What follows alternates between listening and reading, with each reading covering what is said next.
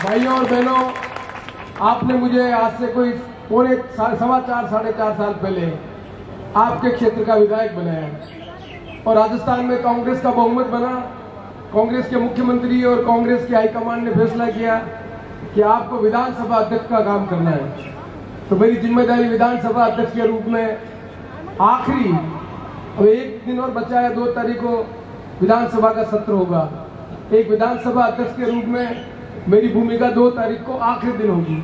उसके बाद मेरा धर्म बन जाता है कि मैं आपके बीच में आने के बीच जो सरकार का आखिरी सत्र है उसके बीच में सरकार से क्या क्या काम करवा सकते हैं, ये सोचकर मैंने आज तीनों मंत्रियों को यहाँ पर बीच में बुलाया कि हमारे लालचंद जी जो हमारे पशुपालन मंत्री हैं, हमारे उदयलाल जी आन्ना सहकारिता मंत्री है, फिर हमारे जिले के इंचार्ज भी हैं और राजेंद्र जी हमारे उच्च शिक्षा मंत्री जी हैं। पिछले 4 साल में और पिछले समय में क्या परिवर्तन किया वो मैं आपके साथ कहना चाहता हूँ।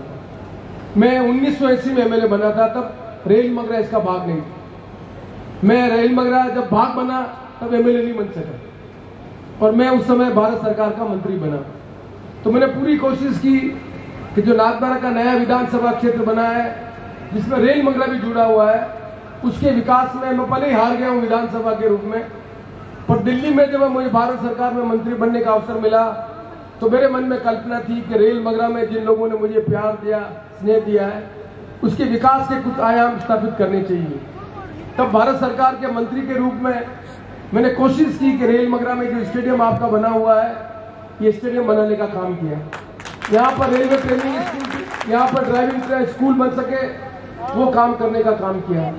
जो कुछ भी इस इलाके में सड़क का निर्माण करने का काम करना है वो काम करने का किया। आपको नजर आ रहा है उदयपुर से जो कांकरोली की सड़क होके जा रही है या भीलवाड़ा की सड़क होके जा रही है, कि मैं भारत सरकार का मंत्री था उस समय काम करने का काम किया। अब एमएलए बनने के बाद मैं जब 1980 में एमएलए बना और आज 2023 से 43 साल में जो परिवर्तन हुआ है, उस परिवर्तन में सीपी जोशी 1980 में एमएलए था, पर सीपी जोशी आज एमएलए नहीं है। सीपी जोशी आज एमएलए के बाद राजस्थान सरकार का 1998 में मंत्री रह गया, पार्टी का अध्यक्ष रह गया, केंद्र में मंत्री रह गया, कांग्रेस का ऑल इंडिया का जनरल सेक्रेटरी बन गया और आज मैं विधानसभा का अध्यक्ष हूँ। मेरी हैसियत एक एमएलए से यहाँ तक पहुंची है। तब मैं सोचता हूँ कि मेरे इलाके के जो लोग हैं उनके जीवन में भी परिवर्तन होना चाहिए। एक विधायक का हैसियत बढ़ जाए और इलाके के रहने वाले लोगों की हैसियत नहीं बढ़े तो जनप्रतिनिधि अपनी भूमिका का निर्वहन नहीं कर सकते। इसलिए मैंने सोचा कि अपने इलाके में परिवर्तन करने के लिए क्या क्या काम किए जाने चाहिए। जब मैं विधायक नहीं था तब मैं सुनता था कि गंगानगर कोई मेवाड़ का इलाका है तो रेल मगरा है, अच्छी खेती होती थी, बनास का पानी बहता था, कुएं में सेजा था और यहाँ के लोग खेती करके अपना जीवन यापन करते थे। हमने आधुनिक भारत बनाने का निर्णय किया। हमने कहा नहीं, इन नदियों को बांधना चाहिए। इन नदियों को बांधने का काम किया। नन समन का बांध बन गया। नन समन का बांध बनने से जितना पानी बनास में आना चाहिए था वो पानी रुक गया और धीरे धीरे वो रेल मगरा में जो पानी का कुएं का सेजा था वो घटता रहा और रेल मगरा का पानी जब बनास नन समन भर जाता था तो हमने कहा नहीं, राजसमंद खाली होता है, इसलिए खारी फीडर बनाओ। तो खारी फीडर में भी पानी वहां जाने लगा। कालांतर में जाकर इस व्यवस्था के कारण जिन जगह पर पानी नहीं था वहां तो पानी पहुंचा, नमाने का बांध का पानी पहुंचा, राजसमंद में पानी आने का पानी पहुंचा। पर रेल मगरा का जो इलाका था सरसब्ज था, वहां पानी घटता ये हालत हो गई कि खेती तो भूल गए लोग, पीने की पानी की समस्या भी हो गई। ये मैंने देखा और समझा। तब मैंने समझा कि यदि मैं जनप्रतिनिधि हूँ और आने वाले 40-50 साल बाद यदि रेल मगरा के लोग किसी को याद करेंगे तो एक ऐसे जनप्रतिनिधि को याद करेंगे जिसने अपनी जिम्मेदारी का निर्वहन नहीं किया। ये मुझे जानकारी थी, इसलिए मैंने सबसे पहले काम किया अपने इलाके में परिवर्तन करने के लिए क्या काम हो सकता है। मुझे आज भी दुख होता है, नौजवान पीढ़ी के लोग मेरे पास आते हैं, गरीबों में नौकरी लगा दो, मुझे बहुत तकलीफ होती है।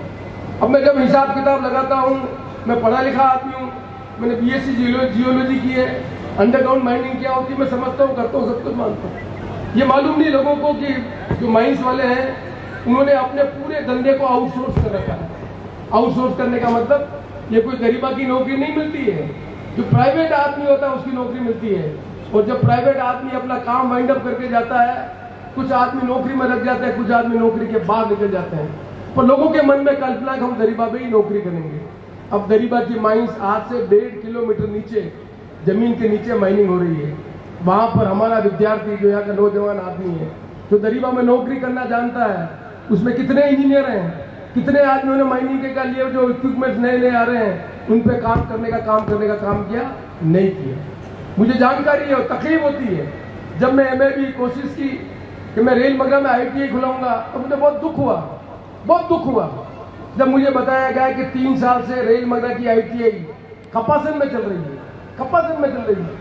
यहाँ की बिल्डिंग बनी हुई थी, पर यहाँ के बच्चों को ITI की ट्रेनिंग के लिए यहाँ के नौजवान आदमी को गलत राह बता दी गई। और मैं कहूंगा ठीक नहीं लगता मुझे, नकली सर्टिफिकेट लाकर ITI के आधार पर नौकरी लगने का जो खेल हो रहा है, उस खेल को मैं कंडेम करता हूँ। मुझे दुख होता है। वो बच्चा नीचे जाके काम करेगा, जिसने ट्रेनिंग नहीं ली, वो बच्चा यदि उसके साथ कोई दुर्घटना हो जाएगी तो उनके परिवार के साथ क्या गुजरेगी। क्योंकि हमने नौजवान को नहीं समझाया कि 3 साल पहले जो ITI यहाँ खुल गई कब रेल मगरा में, आपको मालूम ही नहीं है कि वो ITI कपासन में चल रही है। जब मैंने पता लगाया, बिल्डिंग बना के देखा, उस बिल्डिंग की स्थिति बनाई, आज वो बिल्डिंग तो बन गई है आपको, पर कोई भी नेता खड़ा होकर बता दे मुझे किसी ने कहा है कि ITI की बिल्डिंग यहाँ पर है भैया, कोई है, इसको ITI चलनी चाहिए। हम किस तरह की नेतागिरी करना चाहते हैं? झूठ बोलकर, झांसे देकर, एक दूसरे को बनाकर हम काम करना चाहते हैं, हम न्याय नहीं कर सकते। इसलिए मेरे मन में कल्पना थी कि अपने इलाके में तरक्की करने के लिए भविष्य में जो बदलाव हो रहा है, उस बदलाव को नौजवान पीढ़ी को समझाना चाहिए। पहली आवश्यकता थी कि किसान का बच्चा पढ़ लिख कर होशियार होना चाहिए। कम जमीन में खेती कैसे करे, कम पानी में खेती कैसे करे, ये पुराना आदमी नहीं कर सकता। भगवान की बरसात होगी, गेहूं की खेती कर लेंगे, मक्की की खेती कर लेंगे, पर यदि पानी नहीं है तो गेहूं की खेती और मक्की की खेती भी नहीं कर सकते। इसलिए कम खेती में, कम पानी में खेती कैसे कर सके, ये काम तो वही कर सकता है जो पढ़ा लिखा आदमी है, अनपढ़ आदमी नहीं कर सकता।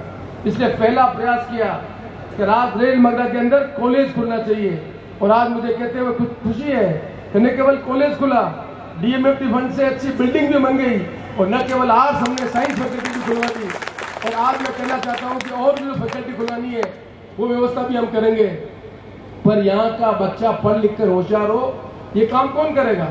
यहाँ जितनी माताएं बहनें बैठी हुई है, आपको मालूम है 2 साल तक कोरोना हो गया था।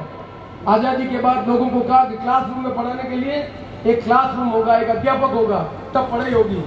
कोरोना में क्लासरूम भी नहीं चला था, मास्टर भी नहीं था। 2 साल तक बच्चे ने कैसे पढ़ाई की?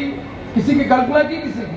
जिसके माँ बाप पढ़े लिखे नहीं थे, तो ज्यादा बैठे हुए, उनको मालूम ही नहीं है कि मोबाइल से पढ़ाई कैसे होती है। उनके बच्चों ने पढ़ाई ठीक ढंग से की या नहीं की, उस बच्चे को पढ़ाई में क्या मदद करनी है, न माँ मदद कर पाई, न बाप मदद कर पाया। और जो पढ़ा लिखा माँ बाप था, उसने मोबाइल से उन बच्चों को पढ़ाने का काम किया।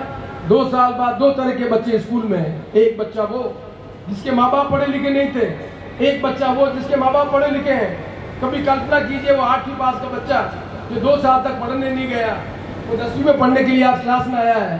बोर्ड का एग्जाम होगा, जो बच्चा जिसके माँ बाप पढ़े लिखे नहीं है, उसकी पास होने की संभावना कम है। जिसके माँ बाप पढ़े लिखे हैं, उनके पास होने की संभावना ज्यादा है।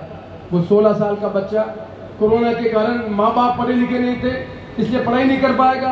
आज पढ़ाई नहीं पाएगा, कल पढ़ाई नहीं कर पाएगा।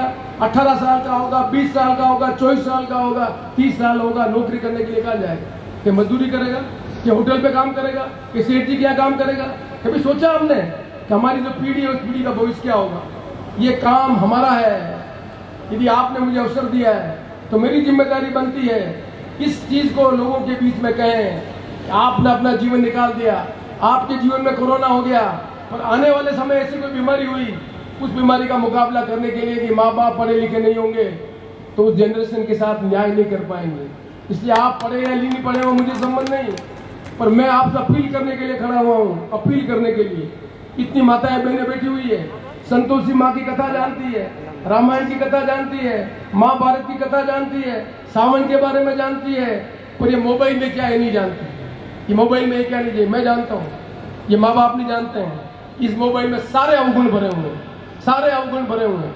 न माँ को मालूम है, न पिता को मालूम है वो बच्चा क्या देख रहा है, क्या समझ रहा है। आने वाले समय में घर में तकलीफ पैदा हो जाएगी यदि माँ बाप समझदार नहीं हुए। इस मोबाइल में सारे गुण हैं, सारे गुण हैं, यदि पढ़ा लिखा आदमी है, होशियार है, समझदार है, इस मोबाइल की जानकारी लेकर वो और आगे बढ़ सकता है, जिसकी आप कल्पना नहीं कर सकते। हम जब पढ़ते थे तब हमें जानकारी नहीं थी कि मोबाइल से क्या पढ़ाई हो सकती है और नहीं हो सकती है।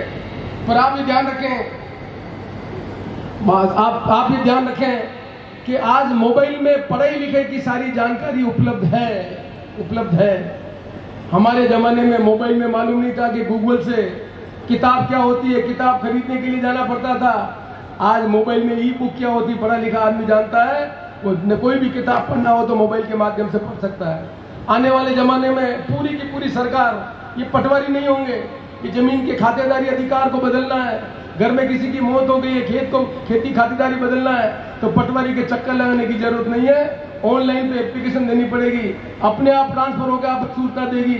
न पटवारी के पास जाना, न तहसीलदार के पास जाना, आपके पास घर पे सूचना होगी। और जानकारी नहीं है तो जगह जगह भी ई मित्र बैठे हुए हैं, अभी तो शुरू ही किया उन्होंने, और ज्यादा जानकारी नहीं हुई, ई मित्र बढ़ते जाएंगे ना, अपनी कमाई वहां जाती रहेगी ना अपन आई वहीं रहेंगे।